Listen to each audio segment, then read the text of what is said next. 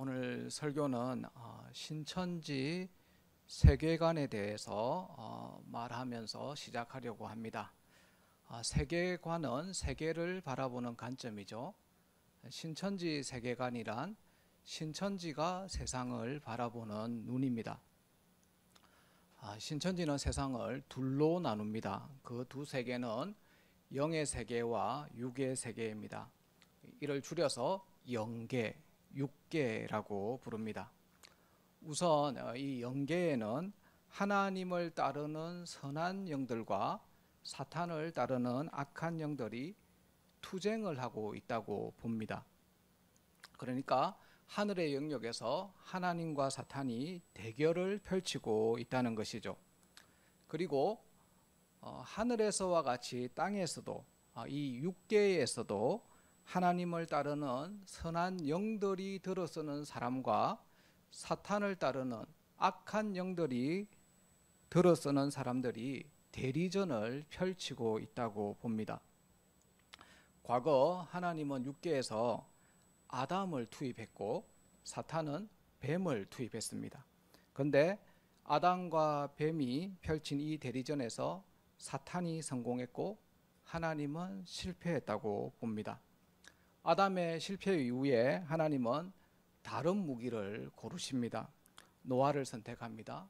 그런데 노아도 실패합니다. 솔로몬을 선택합니다. 그런데 솔로몬도 실패합니다. 세례 요한을 선택합니다. 그런데 세례 요한도 실패합니다. 그리고 예수님의 제자라고 자처하는 한국 교회를 선택합니다. 그런데 한국 교회도 이전 사람들처럼 언약을 저버리고 실패했다고 생각합니다.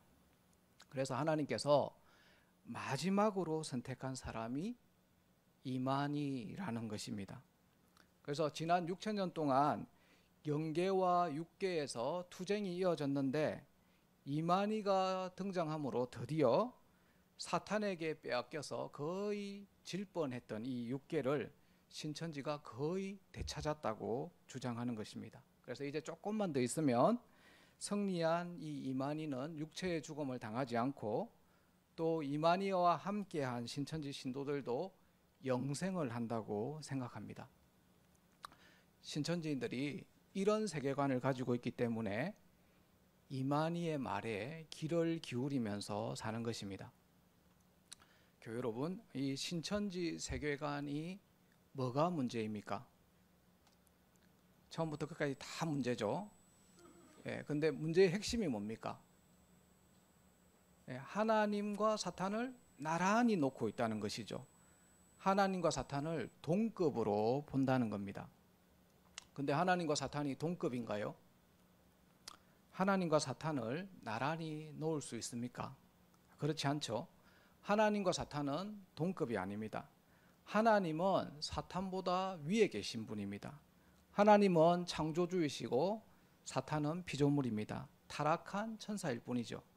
따라서 하나님과 사탄은 근본적으로 동급이 될 수 없습니다. 그래서 하나님과 사탄을 나란히 놓거나 동급으로 여기는 그것이 잘못된 전제입니다. 우리가 꼭 기억해야 될 사실은 사탄은 하나님의 허락과 통제 하에서만 활동한다는 것입니다. 그게 성경 욥기 1장 2장에 아주 잘 나와 있습니다. 그래서 칼빈은 이렇게 말했습니다. 사탄이 하나님과 싸운다고 해도 그것은 하나님의 뜻과 동의 없이는 불가능하다. 사탄은 하나님의 주권적 목적을 이루기 위한 도구로 사용될 뿐입니다. 그래서 우리는 하나님을 이 선악의 대립 구조 안에서 이해해서는 안 됩니다. 하나님은 피조물들을 초월한 절대 선입니다. 하나님은 선과 악 위에 계시는 분이십니다. 따라서 하나님은 당신의 주도권 하에서 때로는 선한 자들의 행위를 통해서 때로는 악한 자들의 행위를 허용하심으로 하나님께서 목적하신 바 그 선한 뜻을 이루어 가시는 분이십니다. 오늘 본문에 그 내용이 너무나 잘 나타나 있습니다. 하나님은 십자가라는 계획을 이루시기 위해서 향유를 붓는 여인을 선한 도구로, 또 예수님을 사고 파는 대제사장과 가룟 유다를 악한 도구로 허용하십니다. 하나님의 절대 주권 아래서 선과 악을 허용하시되 궁극적으로는 모든 것이 합력하여서 하나님의 뜻대로 이루어지는 것입니다. 그럼 하나님께서 이루시고자 하신 그 계획이 무엇일까요? 그 계획이 오늘 본문의 시간적인 배경에서 잘 나타납니다. 먼저 본문의 시간적인 배경을 살펴보겠습니다. 1절에 나오죠. 이틀이 지나면 유월절과 무교절이라. 이 두 절기는 유대인들이 애굽에서 종살이하다가 해방된 날을 기념하는 절기입니다. 유월절은 어린 양의 피로 죽음이 넘어간 사건을 기념하는 절기고, 무교절은 바로의 그 출애굽 허락이 떨어지길 기다리면서 음식을 먹었던 기억을 하는 절기입니다. 출애굽 당시에 애굽 왕 바로는 이스라엘 백성들의 출애굽을 막았었죠. 하나님께서 바로의 그 완악한 마음을 허용하셨습니다. 그 결과 애굽 땅에는 유례 없는 10가지 재앙이 내려졌죠. 마지막 10번째 재앙은 애굽 땅에 있는 모든 장자의 죽음이었습니다. 이때 하나님은 이 엄청난 재앙을 피할 그 길을 열어주셨는데, 그게 뭐냐면 장자의 죽음을 피하기 위해서 어린 양을 잡아서 그 피를 자기 집에 문설주와 임방에 바르는 것입니다. 정해진 시간이 되었습니다. 하나님의 천사들이 애굽 전역을 돌아다니면서 그 집에 있는 장자들을 죽이기 시작합니다. 그러나 어린 양의 피가 발라져 있는 집은 넘어갔죠. 그래서 넘어간다라고 해서 유월이라고 부릅니다. 이 사건으로 인해서 이스라엘 집의 장자들은 구원을 받았고 애굽의 집의 장자들은 다 죽게 되었습니다. 이 장자의 죽음이라는 재앙 이후부터 애굽 왕 바로가 이스라엘 백성들을 보내줄 때까지 이스라엘 백성들은 집 안에서 신을 신고 허리에는 띠를 띠고 그리고 누룩이 없는 빵을 먹으면서 바로의 명령을 기다리고 있었습니다. 그래서 누룩 없는 빵을 먹는다고 해서 그걸 무교라고 합니다. 이런 역사적 배경 때문에 오늘 본문에서 보시다시피 유월절과 무교절, 이 절기는 연속적으로 지켜지는 겁니다. 유월절이 유대력 니산월 1월 14일 저녁부터 시작되고, 무교절이 그 다음 날부터 일주일간 지속됩니다. 이 두 절기는 8일간에 걸쳐서 진행되는 하나의 축제로 간주됩니다. 근데 이런 의문이 들죠. 마가가 왜 그냥 이틀 전이라고 하면 되는데 유월절, 무교절을 언급했을까? 마가가 절기를 언급한 것은 예수님이 죽는 것, 예수님의 죽음이 단지 비극적인 사건이 아니라 예수님이 새 출애굽의 어린 양이 될 것이다 라는 것을 암시한 것입니다. 과거 이스라엘 백성들이 어린 양의 피로 구원받았던 것처럼 이제 예수님의 피로 온 인류에게 구원의 길이 열리게 되었다는 것을 말하고 싶은 것입니다. 본문에서 하나님의 새 출애굽 계획이 이제 밝혀집니다. 옛 출애굽 때 하나님은 모세를 선한 도구로, 애굽 왕 바로를 악한 도구로 허용하신 것과 마찬가지로 새 출애굽 때 하나님은 이 향유를 부은 여인을 선한 도구로, 그리고 예수님을 사고판 대제사장과 가룟 유다를 악한 도구로 허용하십니다. 먼저 향유를 부은 여인이라는 선한 도구를 사용하시는 하나님에 대해서 살펴보도록 하겠습니다. 한 여인이 값비싼 순전한 나드 향유를 예수님의 머리 위에 부었습니다. 마가복음에는 이 여인의 이름이 나오지 않습니다. 근데 요한복음에 따르면 이 여인의 이름은 마리아입니다. 아마도 마리아가 자기 오빠 나사로가 죽자 나사로의 장례를 위해서 이 향유를 구입한 것이 아닐까 생각이 됩니다. 하지만 죽은 나사로를 예수님께서 살려버렸죠. 그래서 이 향유를 보관해 놓았을 거라고 생각이 됩니다. 이 나드 향유는 인도에서 나는 식물로 만든 매우 귀한 향유였습니다. 그 가치가 300데나리온, 데나리온이 하루 일당이니까 일반 노동자의 1년치 임금, 그러니까 연봉에 해당하는 금액이라고 볼 수 있습니다. 그러니까 오늘날 가치로 따지면 한 4, 5천만 원 정도 한다고 보면 될 것 같습니다. 그 비싼, 값비싼 향유를 마리아가 어떻게 사용합니까? 옥합을 깨트려서 예수님의 머리 위에 한꺼번에 다 쏟아붓습니다. 요한복음에 보면 또 자신의 머리털로 예수님의 발까지 씻겼다고 기록되어 있습니다. 마리아는 아마도 이 향유가 전혀 아깝지 않았을 겁니다. 왜냐하면 오빠의 목숨과 맞바꾼 것이기 때문입니다. 그녀가 예수님께 감사의 표시를 한 것이죠. 그런데 문제는 이걸 지켜보고 있던 옆에 있던 사람들입니다. 4절, 5절을 한번 볼까요? 어떤 사람이 마리아의 행동을 보고 화를 냅니다. 이 어떤 사람이 누굴까요? 가룟 유다입니다. 가룟 유다는 마리아의 행동을 허비라고 말하면서 책망합니다. 이어서 5절을 보십시오. 이 향유를 300데나리온 이상에 팔아 가난한 자들에게 줄 수 있었겠도다. 여러분, 오병이어 기적 아시죠? 오병이어 기적에 보면 그때 빌립이 뭐라고 말했냐면 남자만 5,000명, 그러니까 여자와 아이까지 합쳐서 약 2만 명을 먹이는데 200데나리온 정도 있어야 된다고 이야기했습니다. 그렇다면 이 300데나리온이면 몇 명을 구제할 수 있을까요? 200데나리온이 2만 명이니까 300데나리온이면 3만 명을 먹일 수 있습니다. 오늘날로 따지면 3만 명에게 김밥 한 줄씩은 줄 수 있다는 것입니다. 그러니까 가룟 유다의 말이 맞죠.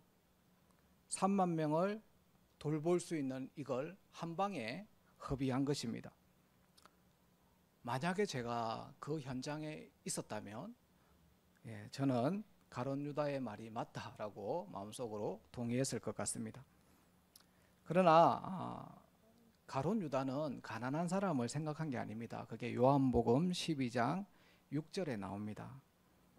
같이 한번 읽어볼까요? 이렇게 말함은 가난한 자들을 생각함이 아니요 그는 도둑이라 돈깨를 맞고 거기 넣는 것을 훔쳐가미르라.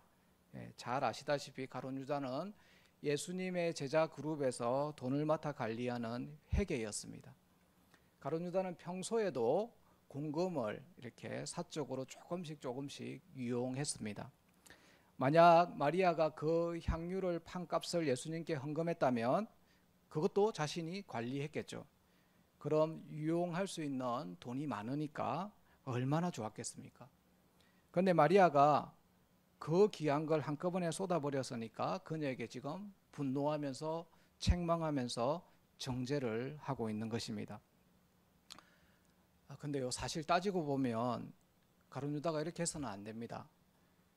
어떻게 보면 가룟 유다의 이 행동은 주제넘는 행동입니다. 이 향유는 원래 마리아의 것이죠. 마리아가 자기 거 가지고 자기 마음대로 하는데 그걸 가지고 감나라 배나라 할 수는 없지 않습니까? 그래서 가룟 유다의 말을 듣고 있던 마리아가 참 억울했을 것 같아요. 그 억울한 마음을 가지고 있는데 그때 예수님께서 끼어드십니다. 예수님이 마리아를 향해 가룟 유다의 이 흥분된 반응을 막았습니다. 6절, 7절에 그게 나오죠. 가만두라. 그녀를 괴롭게 하지 마라. 그녀가 내게 좋은 일을 했다. 마리아의 행동을 칭찬합니다. 이어서 예수님 또 말씀하시죠. 가난한 자들은 항상 너희와 함께 있으니 아무 때라도 원하는 대로 도와줄 수 있거니와 나는 너희와 항상 함께 있지 아니하리라. 가난한 자들은 우리와 항상 함께 있습니다. 이 말씀을 다시 표현하면 주님 오실 때까지 가난 문제를 완전히 해결할 수 없다는 말입니다. 실제로 우리 인간 역사를 되돌아보면 인간의 제도나 이념만으로 가난을 완전히 해결할 수 없었습니다. 예를 들어서 공산주의는 평등한 사회를 꿈꿨지만 실제로 실패로 끝났고요. 자본주의가 말하는 낙수 효과 역시 거짓말입니다. 그러니까 예수님께서 이 가룟 유다를 책망하신 것은 그가 가난한 자들을 진정으로 위하는 마음이 아니라 자신의 욕심을 감추기 위해서 이걸 명분으로 삼았기 때문입니다. 예수님이 가룟 유다의 그 마음을 정확하게 보시고 그의 도둑질을 지적하고 계시는 겁니다. 이어서 가룟 유다의 잘못을 지적하신 예수님께서 이 사건의 핵심을 짚어주십니다. 그게 8절이죠. 그는 힘을 다하여 내 몸에 향유를 부어 내 장례를 미리 준비하였느니라. 예수님은 마리아가 내 죽음을 미리 준비했다, 이렇게 말씀하십니다. 우리는 이 지점에서 마리아가 어떻게 예수님의 죽음을 알았을까라는 질문을 해보아야 합니다. 우리가 아는 마리아는 어떤 사람입니까?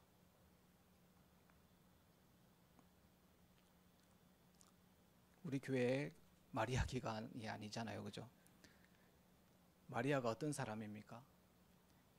마르다와 마리아 이야기 아시죠? 마리아는 예수님께 이야기 듣는 걸 참 좋아했던 사람입니다. 그래서 마리아는 아마도 마가복음 8장, 9장, 10장에서 예수님께서 말씀하신 세 번의 순환 예고, 이 이야기도 수차례 들었을 것 같습니다. 그녀는 예수님 말씀을 듣기만 한 것이 아니라 예수님 말씀을 믿었을 겁니다. 또 그녀는 예수님이 곧 죽으실 거라는 것도 눈치챘을 것 같습니다. 예수님께서 나사로를 살려줬을 때 사람들이 예수님과 나사로를 죽이려고 했었죠. 그래서 예수님의 죽음이 임박했다라는 걸 감각적으로 느끼지 않았을까 생각됩니다. 그녀는 어쩌면 이번 6월절 명절이 예수님과 함께 보낼 마지막 명절일지 모른다라는 생각을 한 것입니다. 그래서 이번 기회를 놓치지 않고 순전한 나드 한 옥합을 가져와서 깨뜨려서 그걸 예수님 머리 위에 쏟아 부은 것입니다. 하나님은 그녀의 헌신을 십자가의 길을 예비하는 선한 도구로 사용하셨습니다. 예수님의 죽음을 6월절과 연계시키길 바라셨던 하나님의 계획에 옥합을 깨뜨리는 이 마리아가 선한 도구로 사용된 것입니다. 지금까지 하나님의 선한 도구로 사용된 마리아에 대해서 살펴보았습니다. 그런데요, 하나님께서는 자신의 그 선한 계획을 이루시기 위해서 선한 도구만 사용하시는 분이 아닙니다. 필요하시면 악한 도구도 허용하시는 분이십니다. 그래서 다음으로 가룟 유다라는 이 악한 도구를 허용하시는 하나님에 대해서도 살펴보도록 하겠습니다. 하나님의 이 원대한 구원 계획을 막아선 자들이 있었습니다. 그 사람들이 본문 1절, 2절에 등장하죠. 바로 대제사장들과 서기관들입니다. 그들이 예수님을 잡아 죽일 방도를 찾습니다. 그런데 예수님을 죽이고자 하는 마음은 굴뚝 같았지만 명절에는 하지 말자라고 합니다. 그 이유가 2절에 나오죠. 밀란이 날까 두려웠기 때문입니다. 당시 예수님을 따르는 사람들이 엄청 많았습니다. 그런데 예수님을 죽이게 된다면 어떻게 될까요? 예수님을 따르는 사람들이 폭동을 일으킬 수도 있습니다. 또 이뿐 아닙니다. 6월절과 무교절에는 엄청난 인파가 예루살렘에 모여들었기 때문에 로마 당국도 사람들을 예의주시하고 있었습니다. 나라를 빼앗긴 유대인들이 민족의 해방과 이 출애굽을 상징하는 6월절에 한자리에 모인 것은 자칫 잘못하면, 자칫 잘못 건드리면 민족 감정이 고조되어서 소요가 일어날 위험이 아주 컸기 때문입니다. 그래서 로마 당국자들은 혹시라도 불상사가 발생하지 않도록 만반의 준비를 하고 있었죠. 만약 소요가 일어난다면 즉각적으로 진압할 준비도 했을 것입니다. 이런 상황에서 함부로 예수님을 체포하거나 제거하는 것은 자칫 큰 환란을 불러올 수 있습니다. 그래서 명절 기간을 피해서 이를 처리하려고 했던 것입니다. 그러니까 이런 판단은 너무나 자연스러운 판단이었습니다. 보시다시피 인간의 계획은 예수님을 유월절의 어린 양으로 죽지 못하게 막았습니다. 대제사장과 서기관들은 지금 시기가 좋지 않으니까 다음으로 미루자고 말합니다. 그러니까 마치 자신들이 그럴 권한이 있는 것처럼 말을 하고 있죠. 그러나 하나님의 계획은 그들의 계획과 달랐습니다. 하나님의 계획은 예수님의 죽음과 유월절을 연계시키기를 원하셨습니다. 왜냐하면 예수님을 유월절의 어린 양 삼아서 온 인류를 출애굽시키기로 작정하셨기 때문입니다. 그래서 이번 유월절 명절에 세상을 구원할 하나님의 그 원대한 구원 계획을 실행하십니다. 인간의 계획과 하나님의 계획이 엇갈리지만 결국 하나님 뜻대로 이루어지죠. 하나님은 자신의 뜻대로 계획이 성취되게 하시기 위해서 악한 도구도 허용하시는 분이십니다. 어떻게 해요? 대제사장들과 서기관들과 가룟 유다가 서로 콜라보를 이루도록 내버려 두시는 겁니다. 앞서 향유 사건에서 여태까지 숨겨왔던 이 가룟 유다의 본심이 드러납니다. 이 사건으로 유다는 예수님과 앞으로 같은 길을 갈 수 없다라고 결정한 듯합니다. 결국 그는 대제사장에게 예수님을 팔기로 약속하죠. 그게 본문 10절과 11절에 나옵니다. 아까 본문 1절과 2절에서는 대제사장과 서기관들은 예수님을 죽일 방도를 찾다가 밀란이 날까봐 잠시 그 시기를 뒤로 미뤘죠. 근데 생각하지도 않게 예수님의 제자 중에 한 명이 자기 발로 찾아와서 예수님을 팔겠다고 말하는 겁니다. 이렇게 되면 문제를 원점에서 재검토해 봐야 됩니다. 왜냐하면 상황이 완전히 달라졌기 때문이죠.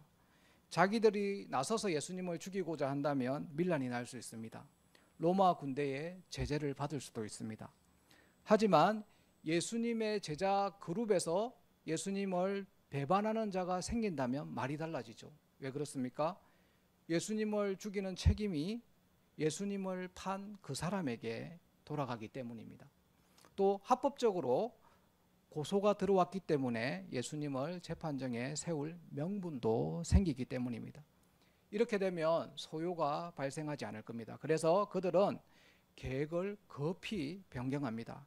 급하게 대제사장과 가룟 유다가 계약을 성사시킵니다. 마태복음의 평행 구절에 보면 거래 금액은 은 30개입니다. 이걸 데나리온으로 환산하면 약 100데나리온 정도 된다고 합니다. 마리아가 드린 그 향유 값의 한 3분의 1 정도에 해당하는 금액이죠.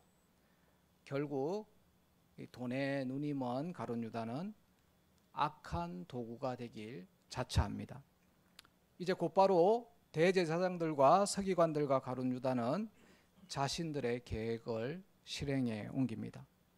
자기 뜻대로 잘 돌아간다고 좋아했겠죠. 그러나 이 모든 일은 하나님의 주도권 아래서 허락된 것입니다. 하나님은 그 악을 통해서 예수님의 죽음이 유월절에 일어나게 내버려 두십니다. 그 결과 예수님이 유월절에 희생된 어린 양이 되어서 온 인류를 출애굽시키는 하나님의 원대한 구원 계획이 완성되게 하셨습니다. 이 하나님의 구원 계획은 하나님의 주도권, 전적으로 하나님께 달려 있었기 때문입니다. 교회 여러분, 신천지가 주장하듯이 하늘과 땅을 선악의 대결장으로 이해해서는 안 됩니다. 하늘과 땅, 그 어디에라도 전적으로 주권을 행사하시는 분은 우리 하나님 한 분밖에 없습니다. 하나님은 악과 대결하는 선이 아니라 선과 악 위에 계시는 절대 선이십니다. 악인조차도 하나님의 허락 없이는 아무것도 할 수 없습니다. 하나님의 허락하신 그 한도 내에서만 쓰임 받을 수 있습니다. 이것이 바로 오늘 본문이 우리에게 말하려는 바입니다. 여러분, 세상을 한번 보십시오. 세상을 누가 움직이는 것 같습니까? 저는 미국 대통령이 움직이는 것 같습니다. 하지만 실제는 그렇지 않죠. 세상 나라의 대통령들은 모두 다 하나님의 주권 아래 있는 하나님이 사용하시는 도구에 불과합니다. 단지 차이가 있다면 선한 지도자로 쓰임 받느냐, 악한 지도자로 쓰임 받느냐일 것 뿐입니다. 우리 교회에서도 마찬가지죠. 우리 교회도 하나님의 다스림 아래에 있습니다. 이때 여기 있는 우리 모두는 하나님의 쓰임을 받는 도구입니다. 교회 여러분, 하나님의 선한 도구로 쓰임 받는 이들이 다 되시기를 간절히 바랍니다. 결론을 맺겠습니다. 마가는 향유를 부은 여인이라는 이 선한 도구와 대제사장과 가룟 유다라는 악한 도구를 나란히 배치했습니다. 그러나 두 도구 모두 하나님의 손에 들려서 십자가라는 목적을 향해서 움직였습니다. 결국 하나님은 선을 통해 영광을 받으실 뿐만 아니라 악까지도 굴복시키셔서 자신의 뜻을 이루십니다. 하나님의 완전한 주권하에 예수님께서 유월절 어린 양이 되셨습니다. 교회 여러분, 오늘 본문이 말하려는 바를 마음에 새기시기 바랍니다. 하늘이나 땅이나 그 어디나 주권자는 하나님이십니다. 눈앞에 악이 기세등등해 보여도 하나님께서 그 악 위에 계시다는 것을 잊지 마시기 바랍니다. 나아가서 우리가 가룟 유다처럼 악한 도구가 아니라 마리아처럼 선한 도구로 쓰임 받도록 성령 안에 늘 깨어 있는 저와 여러분이 되시기를 바랍니다. 우리 함께 찬양하고 기도하는 시간을 가지겠습니다. 유월절 어린 양의 피로 찬양하겠습니다.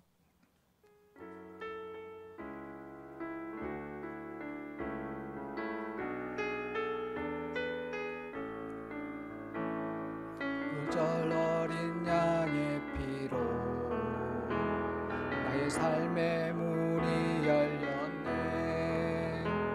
저 어둠의 권세는 힘이 없네. 주 보혈의 능력으로 수가 날 정죄할 때에도 난 의롭게 설 수 있네.